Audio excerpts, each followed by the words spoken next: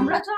હા મેં તમને 1000 રૂપિયા આપ્યા તા ને, હા બહુ દિવસ થઈ ગયા છે. હા, મને મારા 1000 રૂપિયા પાછા જોઈએ. આવી રીતે કોણ પૈસા માંગે છે યાર? તો પૈસા માંગવાનો બી એક ઢંગ હોય, એક રીત હોય. એવું અહીંયા ચાલ શીખવાડું.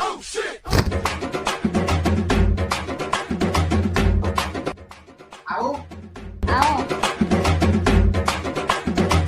સાંભળ, હા, મારા 1000 રૂપિયા ક્યારે આપીશ? આવી રીતે મંગાય પૈસા, ખબર પડી? મેં પણ એમ માંગી જોઉં એ રીતે. જા.